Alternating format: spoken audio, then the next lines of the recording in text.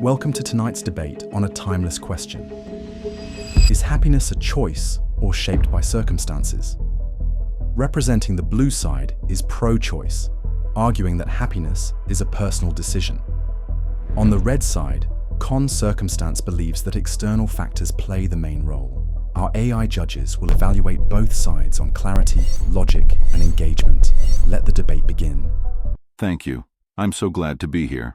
The idea that happiness is a choice is not only something to motivate us, it's based on history, psychology, and philosophy. Consider the Stoics, ancient thinkers who endured exile, slavery, and the collapse of their civilizations, and yet still believed that our happiness depends on our minds, not on things that happen to us. Epictetus, for example, famously declared, "It's not what happens to you, but how you react to it that matters." So, happiness is in our hands. In contemporary psychology, cognitive behavioral therapy, CBT, shows that we create our feelings based on our thought process. Even in the most challenging situations, we have the choice of how we respond. Viktor Frankl, for instance, endured Auschwitz and authored Man's Search for Meaning. To him, even in the worst moments, we can choose how we see our situation. Happiness does not occur naturally. It is something that we develop intentionally based on how we respond. Thanks, moderator. As good as pro-choice's message is, it leaves out one key point. Happiness is largely decided by external circumstances to a large extent. True, individuals like Viktor Frankl did find meaning in suffering, but they are exceptions. For most, happiness is not just a matter of how they feel. It is decided by where they are born, what they have access to, and what controls their lives. Take the World Happiness Report, for example. Countries with stable economies, access to healthcare, and good social support always rank higher in happiness. These aspects, outside factors, build the foundation of happiness. People living in poverty, in countries at war, or under oppressive regimes simply cannot choose happiness in the same way. Their situations determine if they can make it, and we must address these unfair systems if we want to create a place where happiness can flourish.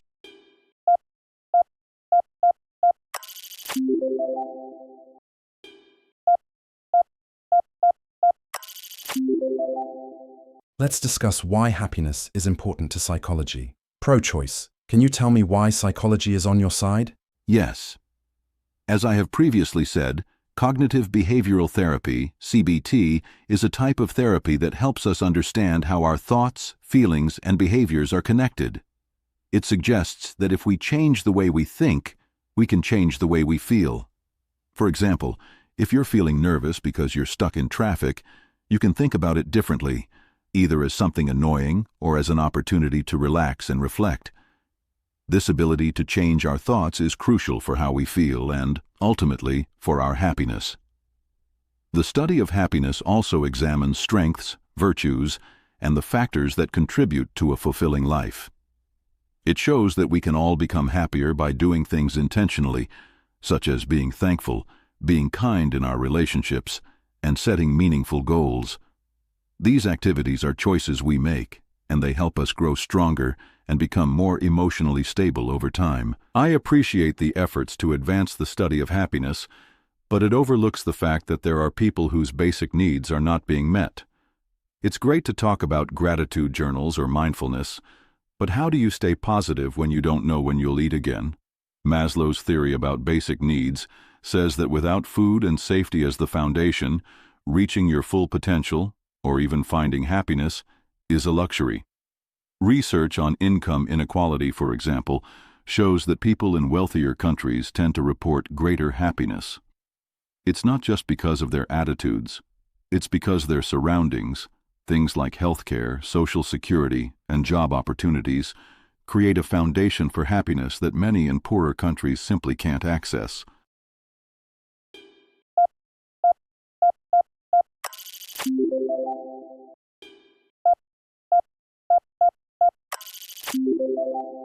Now let's look at examples from real life. Pro-choice. Can you provide an example of when happiness was created even in bad situations? Yes. A perfect example is Helen Keller. She was deaf and blind at birth, facing what most people would deem extremely difficult challenges. Instead of letting these difficulties control her life, however, Keller opted to focus on learning, friendship, and speaking out on behalf of causes. With the guidance of her teacher, Anne Sullivan, Keller learned to speak and became a powerful writer and speaker. Keller's life demonstrates that, no matter how dire things become, we can find happiness by being determined and taking decisive actions. Nelson Mandela was in prison for 27 years and went through a lot of hard times. Yet, rather than emerging bitter and seeking revenge, Mandela forgave. He concentrated on unifying people, fostering hope, and promoting healing, which ultimately moved South Africa forward. The fact that he decided to respond positively to years of suffering means that happiness is not a result of what happens to you, but of what you do with it and how you respond. These are inspiring tales of exceptional people with tremendous strength, which is not common to most people. Most people are not as emotionally or mentally tough as Mandela or Keller. For many, situations beyond their control, including long-term illness, poverty, or war zones, make it extremely hard to be happy. Some people have long-term illnesses. They are in physical pain, always tired, and are likely depressed. This makes it hard for them to be happy. Someone with a serious disease cannot just choose to be happy because their body affects their mood. People living in conflict or poverty-stricken areas have to deal with situations beyond their control that stop them from succeeding.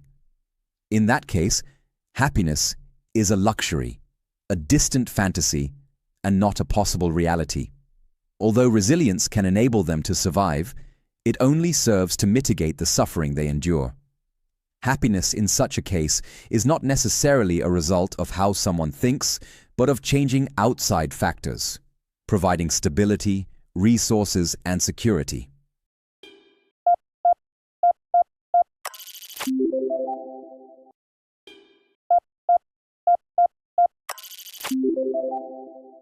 Now let's discuss socio-economic conditions. In pro-circumstance, how do these conditions affect happiness? Although I believe that outside factors inevitably affect happiness, we shouldn't discount the remarkable human capacity for choice. Societies that create favorable conditions for well-being certainly make it easier to be happy, but personal choice is what enables people to overcome and even thrive despite their external troubles. Take Scandinavian countries, for example. They certainly have good economic stability and social support systems, but a cultural focus on community also supports these. This isn't an accident. It's the product of individual efforts by the people in these societies. It's about creating a culture of trust, shared responsibility, and mutual well-being. In fact, these cultural values are the cornerstone of their high happiness scores. And, even in poorer or less safe neighborhoods, individuals make adjustments and create their meaning.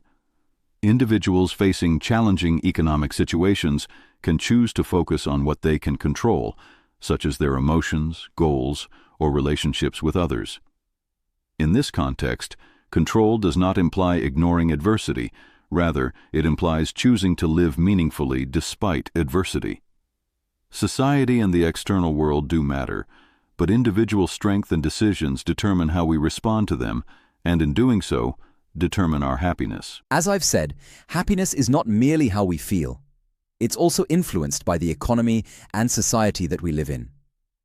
Extremely unequal societies, those with political issues, or those with poor healthcare, are less happy. Historical events, such as the Great Depression, demonstrate this. At that time, most people experienced a significant economic decline and high levels of unemployment, which created considerable hardship for millions of Americans. Under those conditions, people struggled to meet their basic needs, such as food, shelter, and safety. When survival is at risk, happiness is not a priority. People were not able to worry about being happy when their lives were dictated by forces beyond their control. Countries with good social support systems, such as Denmark, Finland, and other Scandinavian societies, are incredibly happy. They have good safety nets that provide individuals with basic security, allowing them to focus on personal development, emotional well-being, and relationships rather than constantly worrying about financial survival.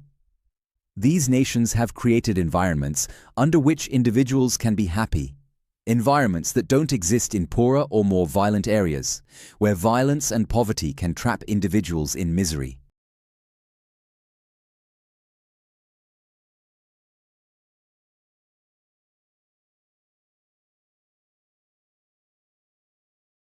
Now let's discuss how culture and community influence us. Pro-choice, how does this connect to happiness?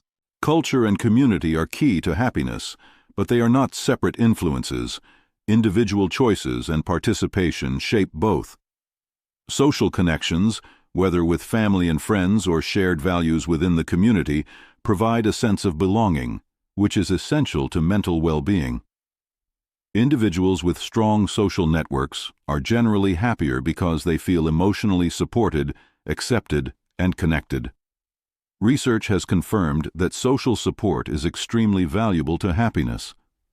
Well-connected individuals have a greater ability to cope with stress, bounce back from hardship, and maintain their mental well-being. Even when things get difficult, these individuals are more likely to see meaning and belonging because they can rely on their networks to lend a hand, provide encouragement and support, and share the burden. Being part of the community, volunteering, attending church, and collaborating on group projects can also significantly enhance an individual's sense of purpose and satisfaction. When we serve others, we also enhance our happiness. Happiness, therefore, relies both on personal decisions and the values and relationships we share with others. I agree that community is very important, but we must note that how such communities are formed and what cultural expectations they follow are greatly determined by outside influences. For instance, in countries like the United States, where individualism is highly valued, there is likely to be greater stress and anxiety due to social pressures to succeed, compete, and take care of oneself. The focus on personal success and independence tends to make people feel alone and isolated rather than creating an atmosphere of support. Indeed, individualism has a tendency to cause loneliness and separation in society, as people are often forced to focus on their own needs at the expense of the well-being of others. Collectivist cultures in many parts of Asia or Latin America are less prone to mental illnesses and have more social connections. The group's concern for well-being, cooperation, and reliance on one another often results in greater stability and emotional support, which are conducive to happiness. These are not just individual decisions. Societal norms, including economic, historical, and political ideologies, heavily influence them.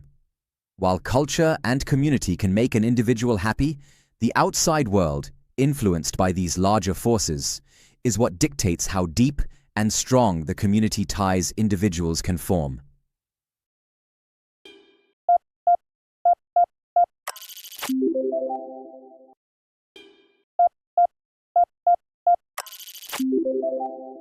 Let's discuss how personal choice influences happiness. Pro-choice, can you explain how individuals make their happiness? Personal choice is central to happiness. It is the ability to manage how we feel, even if we can't manage what happens around us. The way we react and think about what happens can influence happiness.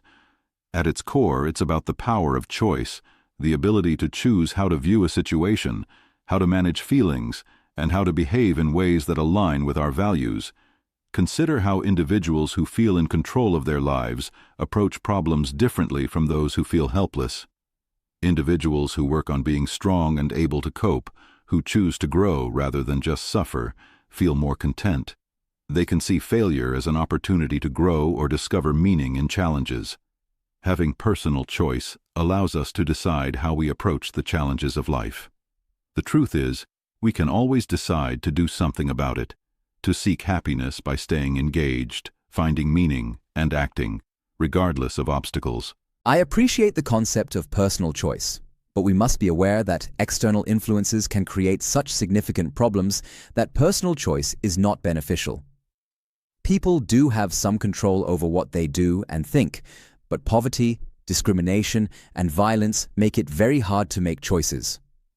If one's survival is in danger at a basic level, from food, safety, or medical attention, one's ability to choose to be happy is greatly limited. When each day is a fight to survive, it is very hard to think about things like getting better or being strong-willed. Also, personal choice typically means having access to opportunities, such as education, the ability to advance in society, or even simply the freedom to live without oppression or fear. Where the systems are unfair, the areas are impoverished, and the environments are hazardous, access to resources and the ability to make choices is not available. So, although the concept of choice and happiness is common, it does not mention that deep-rooted inequalities and difficult living circumstances often only leave people with the struggle to survive, not with the means to create a good life.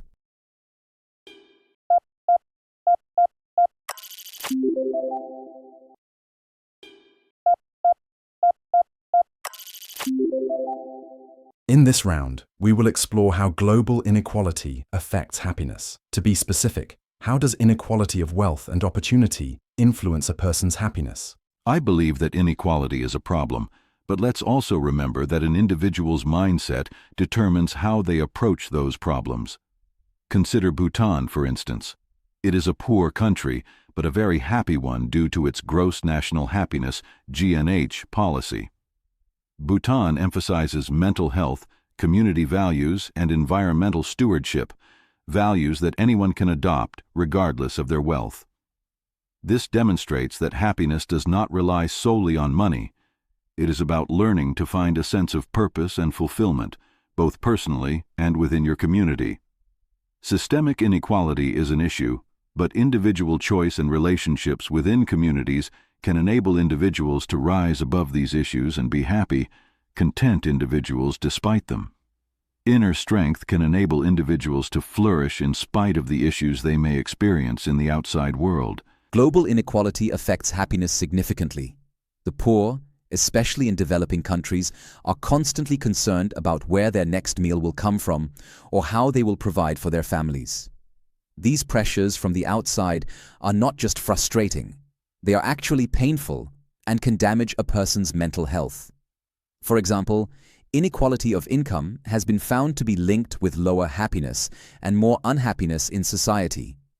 In societies where there are huge inequalities in wealth, the people at the bottom of the social ladder tend to have lower quality education, lower quality healthcare, and little chance of improving their position in life. This makes hard work and a good attitude insufficient to overcome the challenges that prevent people from being happy. It's not a choice. It's a question of having access to the resources and opportunities that will lead to happiness.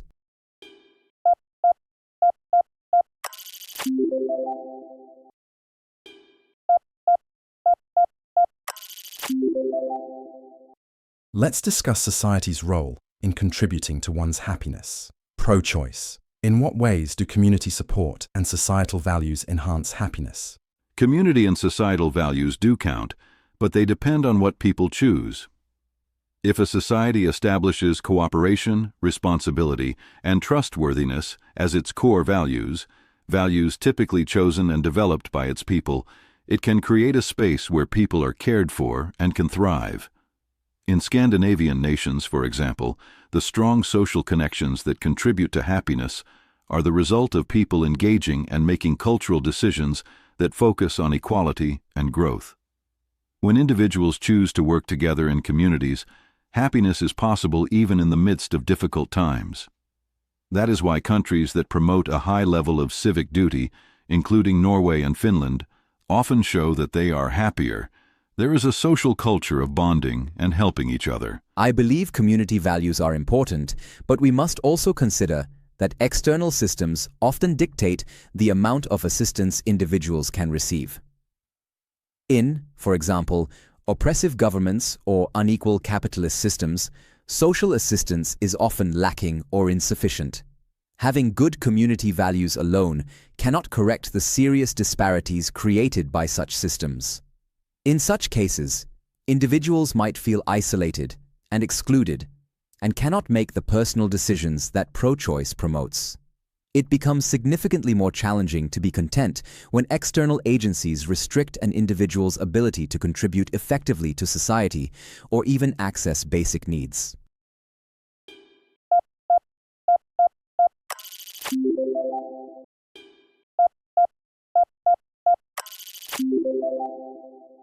Now let's discuss the role of technology and contemporary life in happiness. Pro-choice. What is technology's role in happiness as a choice? The technology of today provides us with great access to opportunity, communication, and knowledge. Technology, if used with the right attitude, can make us happier. Social media, for instance, can bring people together and form communities, enabling people to form meaningful relationships and discover healthy content that can enhance their mental health. In addition, online therapy sites and mental health apps have made it easier to utilize psychological tools that help individuals cultivate their mindset and enhance their emotional well-being. In a sense, technology allows us to be in charge of our well-being, whether it's online communities, phone apps for mindfulness, or online pages for self-help. Technology can open doors, but at the same time, it amplifies external pressures. For instance, the digital economy can increase anxiety and stress. Instead of uniting people, social media can foster loneliness and comparison, ultimately leading to less happiness. Moreover, having mental health tools is necessary, but having easy access to them isn't. Many individuals in impoverished regions or developing countries still lack regular access to such tools, and it is challenging for them to utilize them effectively. Access to technology and resources still determines if individuals are actually able to make the most of what technology can provide.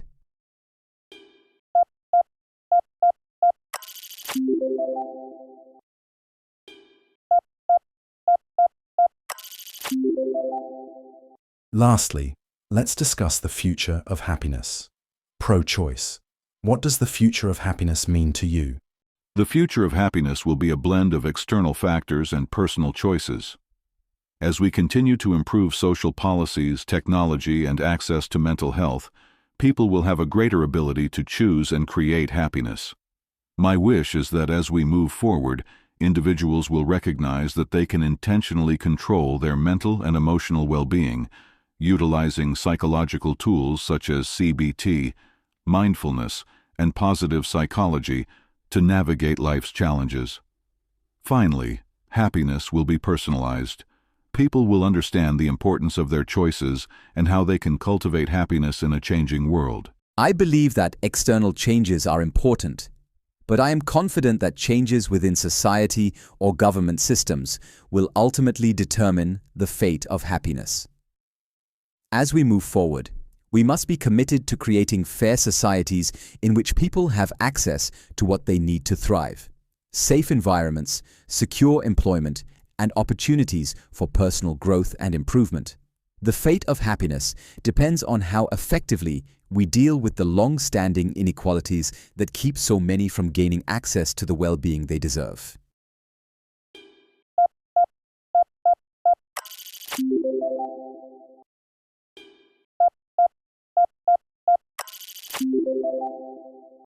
What a fascinating debate on whether happiness is a choice or shaped by circumstances. After 10 intense rounds, it's clear both play a role. External factors matter, but personal choice remains key. Thanks to both sides and our AI judges. If you enjoyed this, like, subscribe, and hit the bell for more. See you next time.